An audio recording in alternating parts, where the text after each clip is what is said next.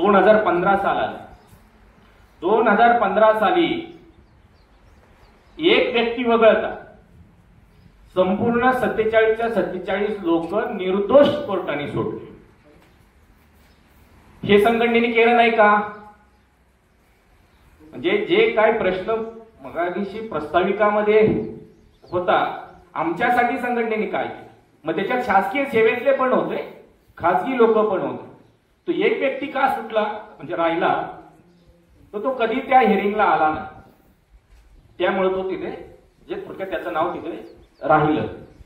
आता ह्या परिस्थितीत बाहेर यायला एक मदत झाली, ती जोशीसाहेबांच्या चाणक्य बुद्धीने शोधली. आपल्या आंदोलनाबरोबरच दुसरं एक आंदोलन तिथं आंबेडकर पुतळ्याबरोबर होतं. 2 आंदोलन होती. मग ही जी ते हॉटेल तोडलं किंवा जे काय तोडफोड झाली असेल तिथे किंवा पोलिसांवर जो काय दगडफेक झाली, याचा पुरावा ह्या संघटनेने केलाय की दुसरं आंदोलन होतं त्या संघटने केलाय, हे काय त्या सरकारी पक्षाला सिद्ध करता आलं नाही. म्हणून तुम्हा आम्हाला जे काय 48 लोकांपैकी 47 लोकांना निर्दोष सोडण्यात आलं. म्हणजे थोडक्यात जो काही पैसा लागलाय हा कुठल्या ना कुठल्या सभासदांनी दिलाय ना. आणि तो जर सभासदच नसता तर जे काही चळवळीत लोक होते त्यांच्या खिशातून दिला गेला असता. तर संघटना याच्यासाठी महत्वाची की येणारी अडचण जरी आली तर तिच्यातून बाहेर कसं पडतो हे ऑन पेपरवर रेकॉर्ड आहे आपल्याकडे ते आहे. म्हणजे तुम्हाला कोणाला पाहायचं असेल तर कोणी सेकंड कोर्ट 4ला जाऊन पहा की हे 2009च्या आंदोलनातील लोक सुटलेत की नाही, कोणी सोडलेत. जोशीसाहेबांच्या नावे तिथे म्हणजे केस रजिस्टर आहे. हा झाला आंदोलनाचा भाग, बरोबर. त्यानंतर 2011ला सरांच्या फॉलोअप मध्ये नवीन नोटिफिकेशन आलं. त्या नोटिफिकेशन मध्ये जी जाचक अट आहे त्या कायद्यामध्ये, अंडर सुपरविजन, पदवीधराच्याच मार्गदर्शनाने तुम्हाला काम करायचं, मग त्याची उपस्थिती आवश्यक आहे अशा स्वरूपाची ती 30B ची व्याख्या होती. जोशी सरांच्या प्रयत्नातून त्यांनी लक्षात आणून दिलं की स्पॉटवर काय परिस्थिती आहे, तुमची माणसं किती आहेत. प्रत्येक जर केसला प्रत्येक ग्रॅज्युएट उभा करायचा तर एका ग्रॅज्युएटला हयात गेली तरी त्याचा महिन्याचं काम पूर्ण होणार नाही, एवढी कामं असतात. मग ते जी काय तांत्रिक चूक आहे ती लक्षात आली आणि 2011 साली एक नवीन नोटिफिकेशन आलं जे की मार्गदर्शन कशा स्वरूपाचं घ्यावं, उपलब्ध संवाद साधने जी आहेत, म्हणजे आपण काय म्हणतो फोन म्हणूया किंवा मेल असेल, मेसेजिंग असेल, जी संवाद माध्यम आहेत त्याच्यातून तुम्ही पदवीधराचं मार्गदर्शन घ्यायचंय. आणि त्याच्यात तुम्हाला सगळ्यात संरक्षणाची जी गोष्ट आहे तीही आहे.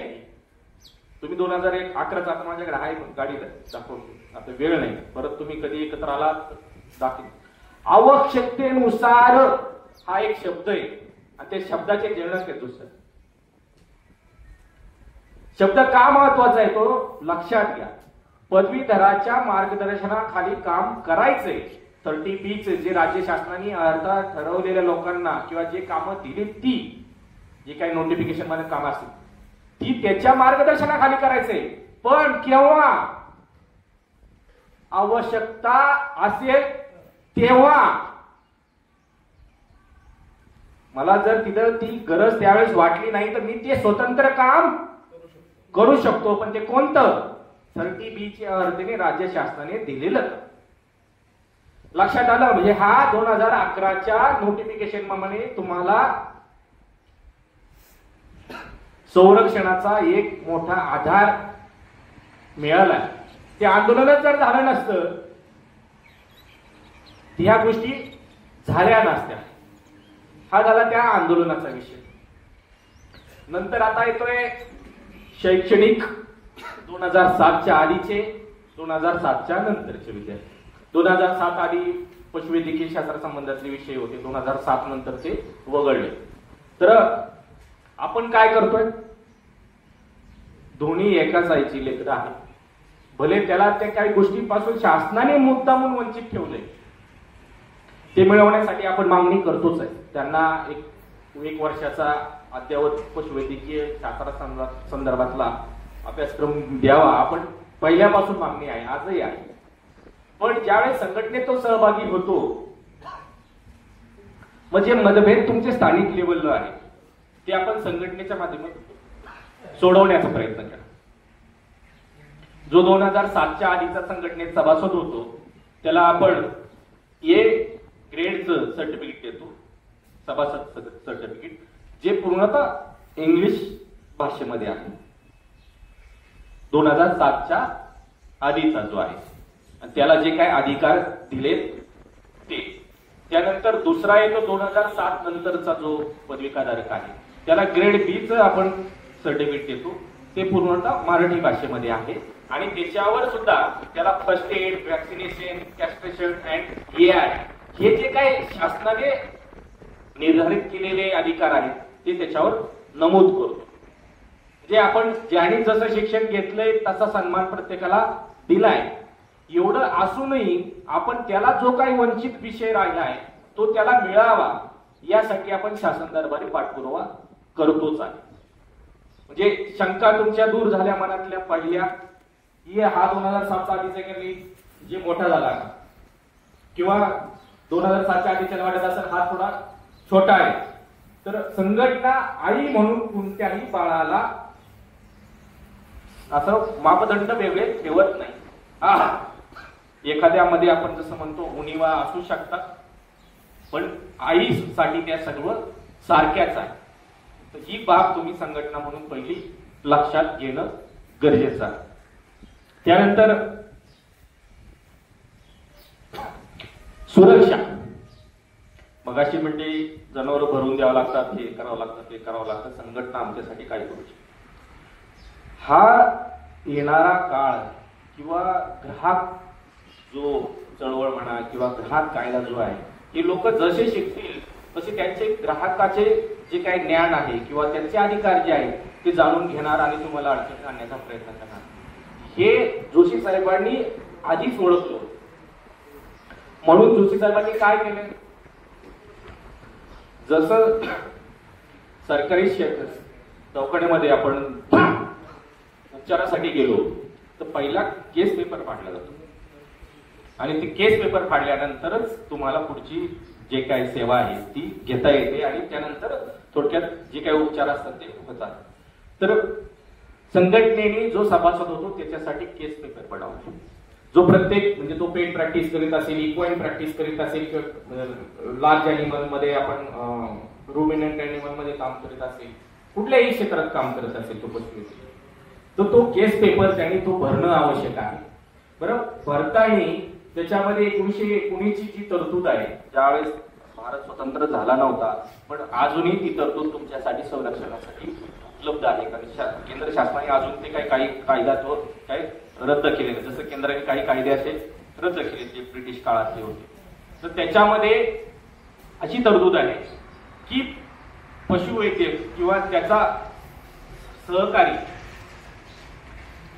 जनावरावर उपचार करत असताना जनावर दगावलं किंवा अपायग्रस्त झालं किंवा काही अडचणी जर झाल्या तर मी त्या उपचार करणाऱ्या वैद्यास, पशुवैद्यकास किंवा त्याच्या साथीदारास, सहकार्यास मी दोषी धरणार नाही. त्याला संपूर्ण उपचार करण्याचे अधिकार मी या थोडक्यात प्रतिज्ञापत्राप्रमाणे देत आहे. त्याची खाली सही आहे आणि सरळ सरळ मराठीत लिहिले, कोण म्हणून इंग्लिश कोणाला जमतंय नाही जमतंय का तो तुम्ही भरून घ्यायचा. सही पहिली करायची आहे, त्याचं सगळे म्हणजे क्लासिफिकेशन वगैरे जे काही वय असेल, टेम्परेचर असेल, काय डिसीज असेल हे भरून तुम्ही केस पेपर भरा आणि त्यानंतर उपचार करा. त्यांनी ते मराठीत वाचलं पाहिजे, मी उपचाराला परवानगी देतोय.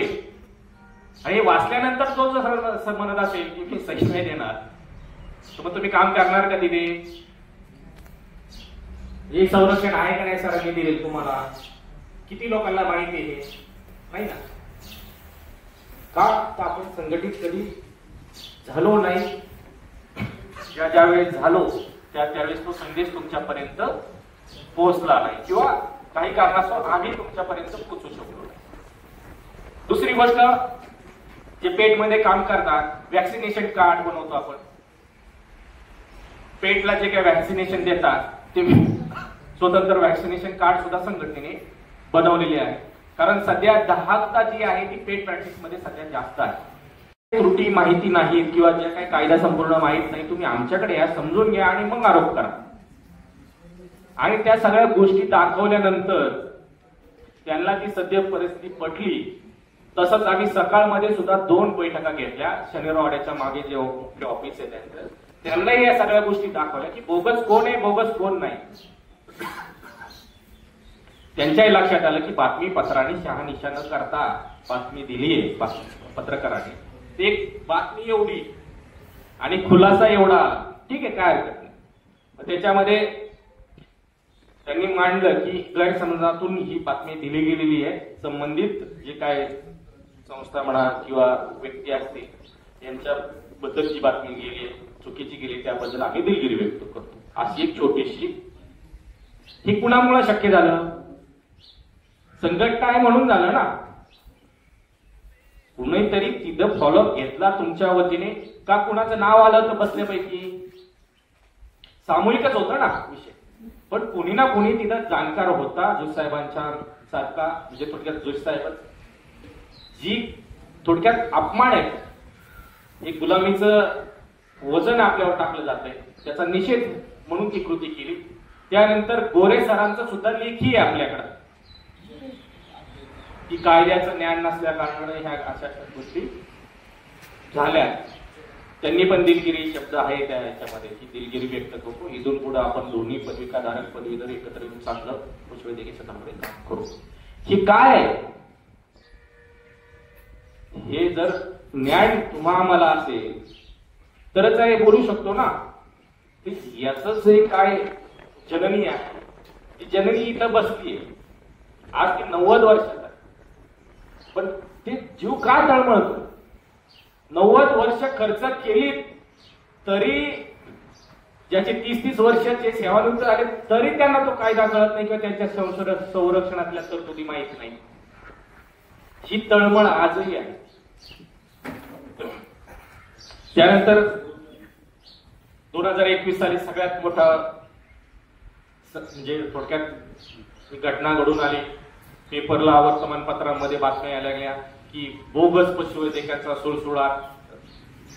रामटेके 40 महाराष्ट्र स्टेट व्हेटरनरी काउन्सिलचे डॉक्टर रामटेके काउन्सिलचे रजिस्ट्रार होते, त्यांच्या सहीनी पत्र निघाली सगळ्या जिल्हाधिकाऱ्यांना, सगळ्या पोलीस जिल्हा अधीक्षक जे असतात त्यांना की बोगस कोण जे आहे यांना शोधा आणि याच्यावर कारवाई करा. एक पुन्हा एकदा आत्मवृत्त आंदोलन करायची वेळ आली. पूर्ण महाराष्ट्राने संप स्वरूपात काम सुरू केलं. 3 ऑगस्टला 2021 मंत्रालयामध्ये बैठक झाली.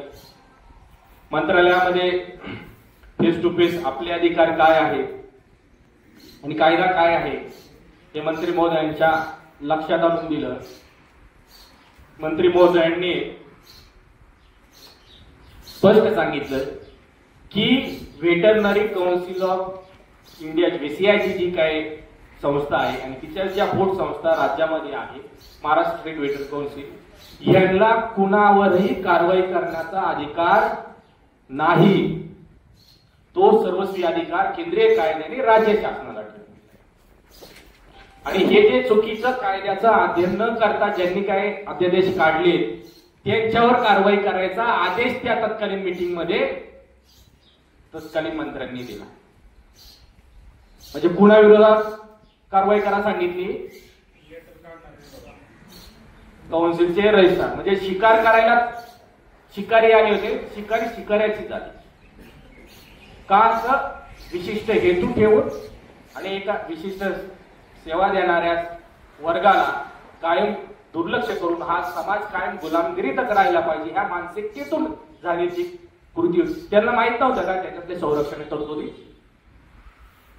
सगळं माहित, पण तुम्हाला माहित नसल्या कारणानं त्या एखादी गोष्ट 10 वेळा सांगत राहिलो तर कधीतरी वाटायला लागतं अरे हे झालंय का काय, असंच आहे का? तर ही अशी एक मोनोपॉली आहे. तो एक तुमचा संघटनेनेच केलं ना. जवळजवळ महाराष्ट्रातले जवळजवळ 49 का 50 लोकांच्या नावाने पत्र होते, नावाने. काही संघटनेचे सदस्य होते, काही नव्हते. पण मग संघटने म्हटलं का आला होते याचा विषय घेऊ आपण, नाही ना. संघटना सर्वांसाठीच तो थोडक्यात निर्णय झाला. दुसरा आहे पारदर्शकता. संघटनेमध्ये ज्यावेळेस तुम्ही सभासद होता त्यावेळेस संघटना रीतसर तुम्हाला पावती देते. त्याचबरोबर तुम्हाला तुमच्या ग्रेड ए किंवा ग्रेड बी ठरलेले जे काय तुमचं पदविका अर्थ आहे त्याप्रमाणे सर्टिफिकेट देते. सर्टिफिकेट बरोबर आयडेंटिटी कार्ड पण देते.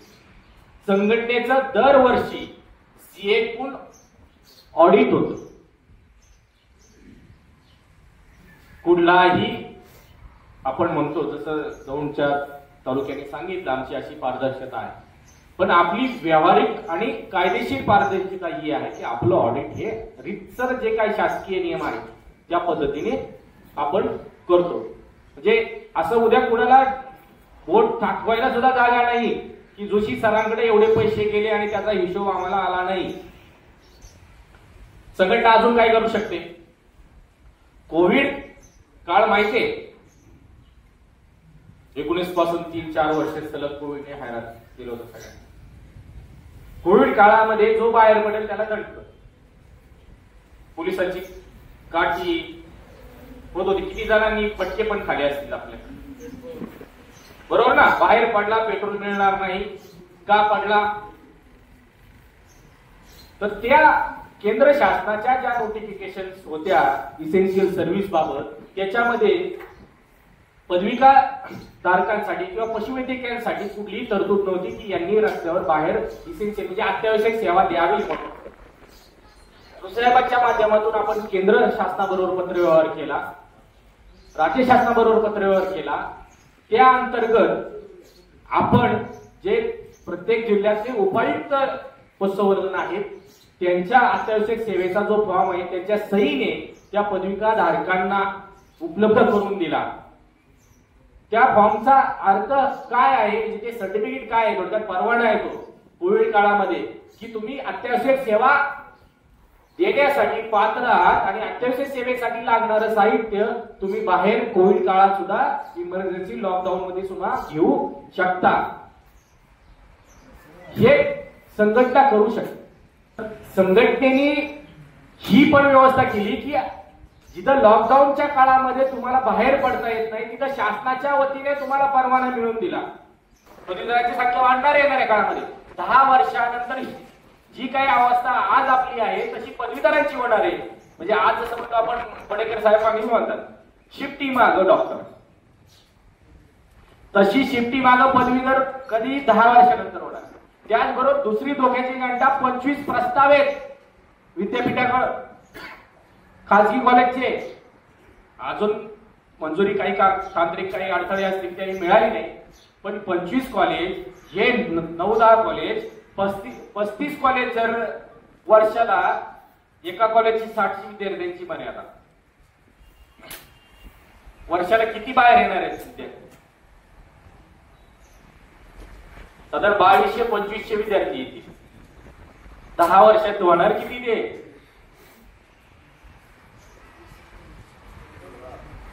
20,000च्या पुढे जाणार ना. असती मग आज आपली जशी परिस्थिती आहे तशी त्यांची नाही होणार का? त्यामुळं त्यांनी उद्याची तरतूद आजच करून ठेवली. सगळे दवाखाने ग्रेड 1 करून ठेवले आणि दवाखान्यावर मल्टीपर्पज वर्करची तरतूद करून ठेवली. भविष्यामध्ये म्हणायला होणार आहे 2007 नंतरच्या विद्यार्थ्यांना सब्जेक्ट नाहीत, यांना मल्टीपर्पज वर्कर म्हणून घ्या. उद्या नोटिफिकेशन सुद्धा बदललं. काम काय करायचंय? कुलूप उघडायचं, झाडू मारायचा, साहेब मंदिर ते द्यायचं. हे का आपलं अस्तित्व? हे कायदा सांगतो का? नाही ना. कायद्याने तुम्हाला उपचार करण्याची परवानगी दिली आहे.